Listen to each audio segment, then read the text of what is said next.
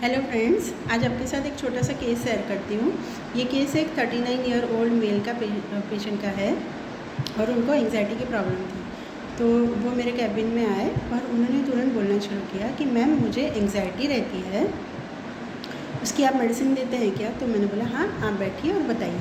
तो पेशेंट ने बोला कि मैम मुझे कोई भी छोटी सी चीज़ होती है उसकी बहुत एंग्जाइटी हो जाती है, जैसे कि मुझे भी थोड़ा सा हल्का सा बुखार हो गया या बच्चे को छींक भी आ गई तो मुझे बहुत एंग्जाइटी होती है और फिर मुझे तुरंत हॉस्पिटल ही जाना पड़ता है। मतलब इतना मैं टेंशन में आ जाता हूँ, घबराहट होने लगती है, पल्पिटेशन होने लगती है और मुझे हॉस्पिटल जाके ही ठीक लगता है। अगर ऐसे ही मैं अपने मन को समझाऊँ या कोई घर वाले समझाते तो मुझे वो ख़त्म ही नहीं होती मेरी एंग्जाइटी और मुझे हॉस्पिटल तुरंत जाके ही आराम मिलता है।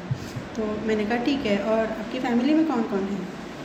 तो उन्होंने बोला कि पेरेंट्स है, वाइफ है और 2 बच्चे, एक लड़का एक लड़की। तो मैंने कहा ठीक है। तो फिर उन्होंने बोला कि मैंने पूछा कि आपको ये कब से है और आपने इसके लिए अभी तक क्या क्या लिया? तो उन्होंने बोला कि मैम ये है तो बहुत शुरू से ही, मुझे हमेशा हर चीज़ों में थोड़ी एंग्जाइटी या चिंता तो रहती थी, लेकिन वो इतना नहीं था। लेकिन अभी कुछ सालों से बहुत ज़्यादा बढ़ गया है और इसके लिए मैंने इतनी जगह पे मेडिसिन ली है कि अब मैं परेशान हो गई हूँ। मुझे लगता है पता नहीं ये ठीक होगा अभी कि नहीं होगा।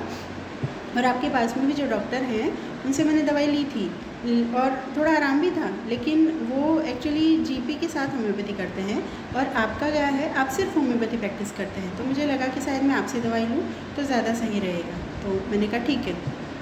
तो फिर उन्होंने पूछा कि मैम ये ठीक हो जाएगा ना, हमेशा के लिए ठीक हो जाएगा ना? तो मैंने कहा हाँ हो जाएगा। तो फिर उन्होंने बोला कि कितना टाइम लगेगा? तो मैंने कहा वो डिपेंड करता है। फिर उन्होंने बोला कि देखिए मैम, अगर ठीक होता हो ना तो ही मेडिसिन देना, अदरवाइज़ तो मैं मेडिसिन लेके परेशान हो चुका हूँ, खर्चा भी मेरा बहुत ज़्यादा हो चुका है। तो मैंने कहा ठीक है। फिर उन्होंने बोला कि ये ठीक हो जाएगा, फिर वापस तो नहीं आएगा ना? तो मैंने कहा नहीं आएगा। फिर उन्होंने बोला अच्छा आप ऐसे करिए, मुझे ना सिर्फ 3-4 दिन की दवाई दीजिए और फिर बाद में ठीक लगेगा तो मैं वापस आके और ले जाऊँगा। तो मैंने कहा चलो ठीक है, मैं आपको मेडिसिन देती हूँ। फिर मैंने उनको मेडिसिन दी, 1 का सिर्फ सिंगल डोज दिया था, बाकी का एसएल दिया था। और फिर जब 1 हफ्ते बाद वो पेशेंट आए तो उनको बहुत रिलैक्स महसूस हो रहा था। उन्होंने बोला कि एंग्जाइटी तो मेरी बहुत कम हो चुकी है, इतनी कम मतलब इस बार तो ऐसा था कि मेरे बेटे को अपेंडिक्स का ऑपरेशन करने जाना पड़ा, तो मैं खुद उसके साथ गया, हॉस्पिटल में रुका और डिस्चार्ज लेके घर आने तक मैं उसके साथ में ही था, लेकिन मुझे कुछ नहीं हुआ और मैं पूरा टाइम अपने आप को संभाल पाया। और जो उसके अलावा मुझे एसिडिटी रहती थी या नींद बीच बीच में जो मेरी टूटती थी, वो भी अब मुझे अच्छी नींद आ रही है। मतलब एक बार शायद लेट नींद आती है, लेकिन सोने के बाद सीधी सुबह होती है, तो मैं बहुत फ्रेश फील कर रहा हूँ। तो मैंने कहा ठीक है चलो। तो ये केस इसीलिए मुझे लगा कि मैं आपके साथ शेयर करती हूँ कि होम्योपैथी 1 हफ्ते में ही इतना बेटर रिज़ल्ट दे सकती है। तो मैं आपको बताती हूँ कि ये केस में मैंने रूब्रिक्स क्या क्या सोचे थे। पहला रूब्रिक जो मैंने लिया था दैट इज़ एब्रप्ट। पेशेंट जैसे ही एंटर हुआ और उन्होंने बोलना शुरू कर दिया, कोई नमस्ते नहीं, कोई ग्रीटिंग्स कुछ नहीं, और उन्होंने तुरंत अपना बोलना शुरू कर दिया, ठीक है, कि मुझे ये तकलीफ़ है। तो दिस इज़ एब्रप्ट। फिर पेशेंट की जो मेन कंप्लेंट थी कि मुझे कुछ भी हो जाए तो टेंशन होता है या फैमिली को कुछ भी टेंशन हो जाए तो मुझे टेंशन होता है। तो that is simple anxiety, health about and anxiety family about. और इनकी एंग्जाइटी इस लेवल तक थी कि इनको हॉस्पिटल जाना पड़ता था, इतना इनको पाल्पिटेशन हो जाता था। तो दिस इज़ एक्सट्रीम, ठीक है।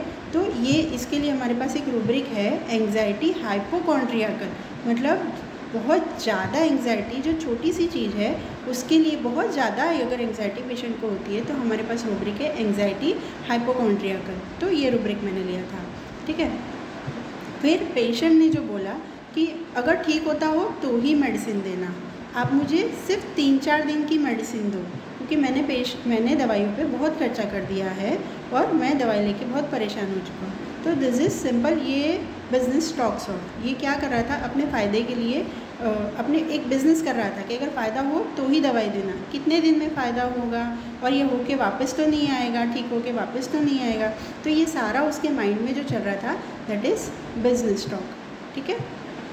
फिर ये केस में यूनिक मुझे क्या लगा, जैसे जनरली हमने आर्सेनिक के केसेस में बाइटिंग टम्बलर हम देखते हैं कि अगर आर्सेनिक का पेशेंट बीमार होगा तो वो अपने IPR को परेशान करके रख देता है कि मेरे लिए ये लेके आओ, वो लेके आओ, कोई मेरा सिर दबाओ, कोई मेरे लिए कुछ गर्म बना के लाओ, कोई फिर गर्म होगा तो वो बोलेगा कि ठंडा करके लाओ, है ना। वो इरिटेशन जो होती है, इरिटेशन जो पेन के दौरान होती है, तो वो अपने IPR को परेशान करता है।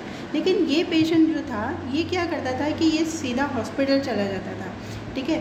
तो ये जो फैसिलिटी ये थोड़ा अलग है कि इसमें ये पेशेंट क्या कर रहा है कि तुरंत हॉस्पिटल जाके ही इसको आराम मिलता है। तो यहाँ पे हम एक रूब्रिक सोच सकते हैं, कैरेट डिज़ायर फास्ट, कि ये अपने आप को कैरी कराना चाहता है और तुरंत, उसने बोला मुझे तुरंत ही हॉस्पिटल जाना ही पड़ता है। मतलब अगर वो हॉस्पिटल चला गया तो आसपास में सारे डॉक्टर्स नर्स, अगर कोई भी पेशेंट अगर हॉस्पिटल में है तो जिम्मेदारी स्टाफ की हो जाती है, तो वो लोग मुझे संभाल लेंगे, उन्होंने जो भी दवाई वगैरह देनी है, या एटलीस्ट मैं हॉस्पिटल पहुंच जाऊँ तो भी मुझे ठीक हो जाता है ना। तो ये क्या है, कैरी डिज़ायर फास्ट, ठीक है। और दूसरी एक चीज़ हम क्या सोच सकते हैं कि ये एक patient at the age of 40, इनकी रिस्पॉन्सिबिलिटी सबसे ज़्यादा है फैमिली में, क्योंकि पेरेंट्स है, वाइफ है और बच्चे हैं। तो वैसे देखा जाए तो इनके ऊपर रिस्पॉन्सिबिलिटी है, लेकिन ये पेशेंट खुद हॉस्पिटल तुरंत चले जाते हैं और फैमिली के लिए वो लोग खुद मैनेज करते हैं। अगर कोई भी बच्चा बीमार है तो वाइफ मैनेज करेगी, पेरेंट्स मैनेज करेंगे, पेरेंट्स बीमार है तो भी वाइफ मैनेज करेगी, है ना। तो वो उन लोगों पे छोड़ देता है और ये खुद हॉस्पिटल चला जाता है। तो दिस इज़ सेल्फिशनेस। इन्होंने क्या किया, खुद के बारे में सोचा कि मेरी एंग्जाइटी ठीक होनी चाहिए, फैमिली के बारे में इतना नहीं सोचा। अगर फैमिली के बारे में सोचता तो वो साथ में जाता या उनको साथ में, उनके साथ में एटलीस्ट रहता और साथ में डॉक्टर को दिखाता, लेकिन ये खुद अलग हॉस्पिटल जाता है और फैमिली वाले खुद से मैनेज करते हैं। तो दिस इज़ सेल्फिशनेस।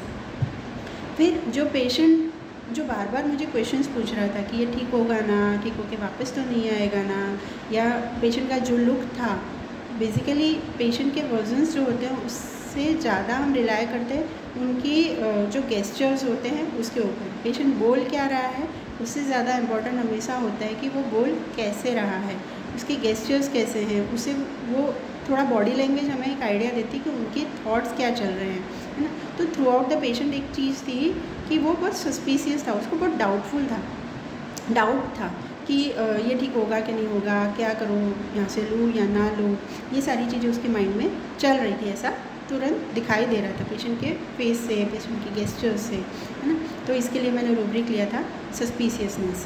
तो ये सारे रूब्रिक लेके मैंने उनको आर्सेनिक 1 mg का एक डोज दिया था और पेशेंट को काफ़ी बेटर महसूस हुआ।